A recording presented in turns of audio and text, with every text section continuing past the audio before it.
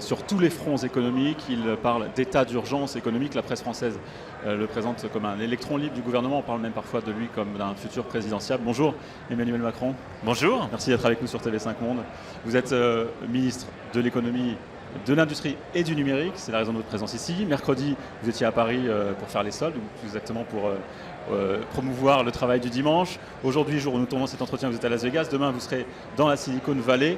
Le gouvernement et vous-même avez placé la lutte contre le chômage comme priorité numéro 1. Ça veut dire que vous faites du numérique une source potentielle de création d'emplois importante? Oui, le numérique d'ores et déjà crée des emplois en France. Nous sommes le premier pays en termes de création de start-up. En 2015, on a créé à peu près 1500 start-up. C'est en Europe continentale la position de leader. Ces start-up, elles se développent, elles créent de l'emploi. Elles créent de l'emploi technologique, mais aussi, on l'a vu toute la matinée ici, à travers tous les exemples qui nous étaient livrés, bien de la production en France. Parce que quand on crée des objets connectés, par exemple, ou différents objets dans cette sphère du numérique, il y a de la production physique. Il y a encore peu de production en Made in France. Il y en a, dans les objets connectés. Il y en a de plus en plus. Ça s'accélère beaucoup. Et j'ai été très vigilant ce matin pour voir justement à chaque fois si la production se faisait en France ou pas. Et elle se fait de plus en plus en France parce qu'elle est de plus en plus différenciante. Et donc, à cet égard, le numérique vraiment crée justement de l'emploi et de l'activité. Mais surtout, c'est une bataille que nous livrons maintenant pour la transformation de notre économie. Parce que ce numérique, cette innovation, permet aussi de transformer les modèles d'affaires, l'organisation des entreprises de taille moyenne et des grands groupes.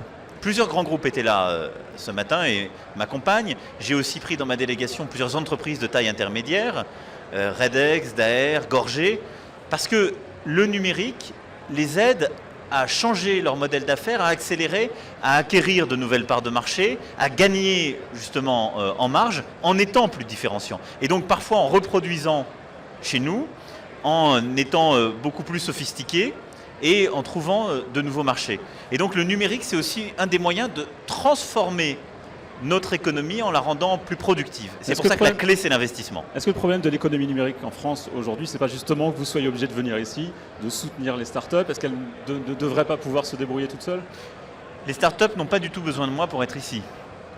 Nous avons décidé d'avoir une présence gouvernementale forte, depuis d'ailleurs 3 ans.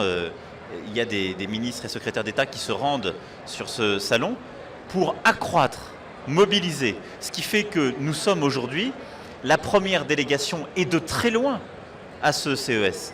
On a quasiment autant de start-up que les Américains qui accueillent et on a 10 fois plus de start-up que les Israéliens ou les Allemands.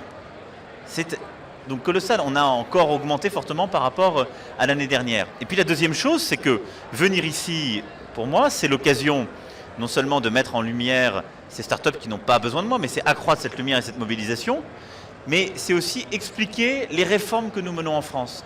Parce que pour les investisseurs étrangers, pour les grandes compagnies étrangères, elles ont besoin de comprendre la politique qui est conduite, parce qu'il y a beaucoup d'idées reçues. Et donc quand les startups se présentent, on leur dit souvent « D'accord, vous nous racontez toutes ces belles histoires, mais vous êtes en France. C'est impossible de faire du business dans ce pays. » C'est faux. Justement, il y a un flou ces derniers jours sur la fameuse loi Macron 2. Vous y avez renoncé ou ça va venir? Ah mais moi je ne renonce jamais. Donc, il y a un travail qui est mené à la demande du président de la République depuis l'été dernier, qui a fait que j'ai d'ailleurs beaucoup mobilisé des chercheurs, les services des différents ministères, des entrepreneurs, pour regarder partout où on pouvait améliorer notre dispositif pour innover, créer plus vite, mieux et dégager le maximum d'opportunités économiques de cette transformation. Concrètement, cette loi Noé, ces nouvelles opportunités économiques, c'est pour quand et qu'est-ce qu'elle contient? Alors cette stratégie, j'en ai présenté les grands axes et la philosophie en novembre dernier, en explicitant aussi cette grande transformation à l'œuvre pour que les gens comprennent mieux. J'en remets les mesures détaillées en début de semaine prochaine au président de la République et au Premier ministre.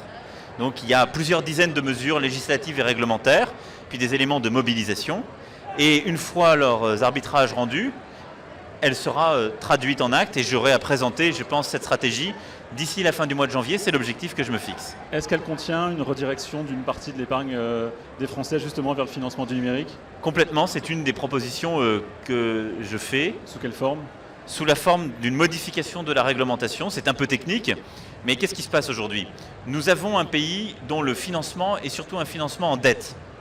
On est très bon sur ce sujet, mais il manque des fonds propres. C'était très bien pour une économie de rattrapage, c'est un handicap pour une économie de l'innovation, de la disruption. Il faut mobiliser beaucoup de fonds propres très vite.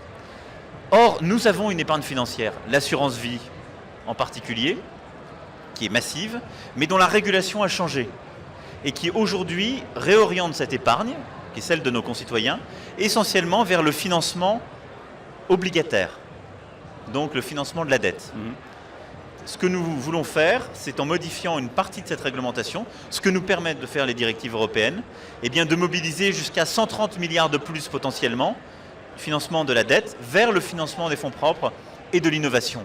C'est mieux pour notre économie, c'est mieux aussi pour nos concitoyens, parce qu'en prenant un peu plus de risques, ils auront aussi plus de retours, et donc ils gagneront plus. Est-ce que vous allez également retenter de plafonner les indemnités de licenciement, une mesure qui avait été retoquée par le Conseil constitutionnel? Oui, parce que je pense que c'est très important pour donner de la visibilité. Vous savez, c'est ce que je dis constamment et ce que j'explique ici pour simplifier la philosophie des mesures que nous portons. Nous devons réduire le coût de l'échec pour les entrepreneurs, mais pour tous nos Français. Parce que ce dont on a besoin, c'est de femmes et d'hommes qui prennent des risques. Pour prendre des risques, il faut que quand ça va mal, on ne soit pas quasiment condamné. Et donc, ça suppose plus de flexibilité et pouvoir se retourner rapidement. Et donc, à cet égard, les conditions du licenciement sont importantes. Et c'est bon pour toute notre économie. Et donc, on a, à ce titre, dans la loi qui a été promulguée le 6 août dernier, simplifié la procédure des prud'hommes, réduite en termes de durée. On l'a simplifié en créant un référentiel. Et ce qu'on a voulu faire, c'est mettre un plafond pour dire quand il y a donc un litige devant les prud'hommes et qu'il y a donc un licenciement qui est reconnu comme nul, eh bien il faut qu'on ait une visibilité sur les dommages et intérêts qu'on va payer, un plafond. C'est ce qu'ont fait les Italiens, c'est ce qu'ont fait les Allemands, ce qu'ont fait les Belges, et ça marche. C'est ce que réclament beaucoup de patrons. Le Conseil constitutionnel l'a censuré parce qu'on avait mis un critère de taille qu'on va supprimer, mais donc on va le reproposer. Je pense que c'est très important, c'est très attendu et c'est pragmatique. Une autre question, vous partez demain, en l'occurrence vendredi en tout cas, dans la Silicon Valley, vous allez rencontrer le patron du laboratoire Google X, Tim Cook, le patron d'Apple. Est-ce que vous allez leur parler d'optimisation fiscale? Comme je l'ai fait d'ailleurs aujourd'hui, ici même dans la session qui était ouverte, je parle à chaque fois d'optimisation fiscale et également de politique de concurrence. C'est un sujet important pour vous? C'est un sujet important parce que je crois dans l'innovation, le marché, la dynamique économique. Mais il faut qu'il y ait des règles. Je suis pour la liberté d'entreprendre au maximum parce que je pense qu'elle est bonne, mais il faut qu'il y ait des règles respectées par toutes et tous.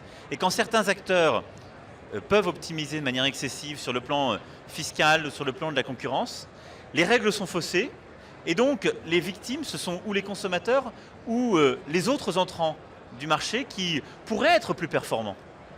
Et donc les règles, c'est simplement donner sa chance à chacun d'être le meilleur et de ne pas laisser le plus gros faire les règles. Ce n'est pas la loi de la jungle, le marché quand il fonctionne bien. Donc on aura cette discussion, mais j'y vais surtout pour deux raisons demain. Un, comprendre l'innovation, comment elle est faite dans ces groupes, parce qu'ils vont très vite, et Google X a cette vertu en particulier, comment ils s'organisent, comment ils se valorisent. Et deux, expliquer à ces groupes et aux investisseurs que je verrai que la France est une terre d'opportunités et que investir en France est bon pour eux et bon pour nous. En un mot, pour terminer, il reste une année pleine seulement pour le gouvernement et pour vous, pour changer la donne en France. Vous pensez que vous avez sincèrement encore le temps?